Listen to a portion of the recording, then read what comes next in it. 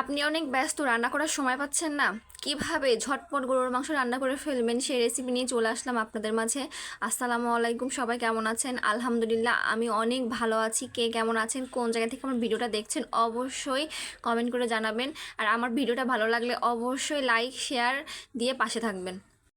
আসলে আমরা চলে যাই রান্নাতে, কিভাবে দ্রুত আমরা মাংস রান্না করতে পারি সেই রেসিপিটা দেখবো আজকে। আসলে অনেকেই আছে যারা নতুন রান্না শিখছেন বা রান্না করতে পারেন না, কিভাবে রান্না করবেন সবসময় একটা টেনশনে থাকেন। তো আজকে তাদের জন্য সহজ একটা রেসিপি নিয়ে চলে আসলাম। যারা যারা আমার ভিডিও দেখেন তারা কিন্তু কম বেশি সবাই জানেন আমি সবসময় কিন্তু বাটা মশলা দিয়ে রান্না করে থাকি। তো আজকেও সেরকমই হয়েছে, তার কোনো ব্যতিক্রম হয় নাই। তো আমি ফার্স্টে আজকে কিন্তু কম মশলা বাটছি। আজকে আমি গরম মশলা বেটে দিই নাই, সেটা আস্ত আস্ত দিয়েছি। আজকে জিরা রসুন আর আদাটা বেটে দিয়েছি। আমি গরুর মাংসে সব সময় 2টা তেজপাতা, 2টা লবঙ্গ আর 5-6টা গোলমরিচ দিয়ে থাকি। তারপরে আমি পরিমাণ মতো লবণ, হলুদ, তেল দিয়ে দিলাম এবং 4টা আলু মোটা মোটা করে কেটে দিয়েছি। যেহেতু আর আজকে বাসায় শুকনা মরিচ ছিল না, এই জন্য শুকনা মরিচের গুঁড়াটা দিয়ে দিলাম। যেহেতু আমি সব কিছুই পরিমাণ মতো দিয়েছি, আর আমি আলুটা এই জন্য বড়ো করে দিয়েছি যে আমি আজকে বেশি করে রান্না করব, বেশি ছোটো করে দিলে আলুটা গলে যাবে। এই জন্য আমি আলুগুলো একটু বড় বড় করে দিয়েছি যেন না গলে কিন্তু ভালো মতো সেজে। তো আমি সব কিছু মশলা ভালোভাবে মাখিয়ে নেব, মাংসের মধ্যে মাখিয়ে নিয়ে আমি ঢাকনা ঢেকে নেব। কিন্তু একটা কথা আপনারা হয়তো বা খেয়াল করেন, আমি কিন্তু আজকে পেঁয়াজ দিই নাই, মানে পেঁয়াজ দিয়ে কিন্তু ভুলে গিয়েছিলাম। তো পরবর্তীতে আমি ঢাকনাটা খুলে পেঁয়াজ দিয়ে নিয়েছি, আর সব মশলা কিন্তু পরিমাণ মতো দিয়েছি আমি আমার আন্দাজ মতো। আসলে রান্না করতে করতে পরিমাপ হয়ে গিয়েছে হাতে। আবার অনেকেই বলবে যে আপু কতটুকু দিলেন, কি করলেন, বললেন না তো।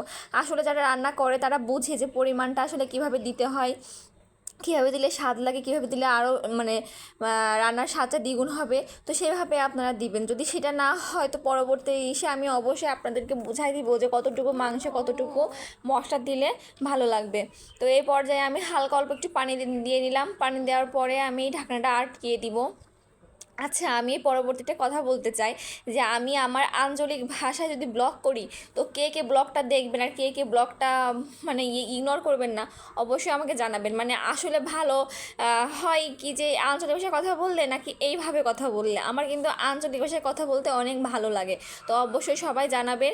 আর এই যে দেখছেন তো আমার মাংসটা কিন্তু সিটি দেওয়া হয়ে গেছে, আমি কিন্তু বেশি সিটি দিই নাই, 4 থেকে 5টা সিটি দিয়েছি। আর আমার মাংসটা আল্লাহর রহমতে একদম পুরোপুরিভাবে কুক হয়ে গিয়েছে, বেশি সেজেও নাই আবার শক্তও নাই, একদম পারফেক্ট।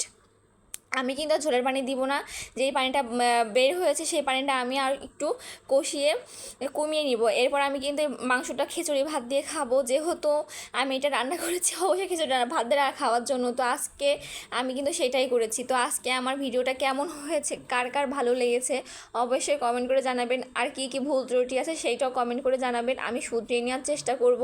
আর সবাই ভালো থাকবেন। আল্লাহ হাফেজ।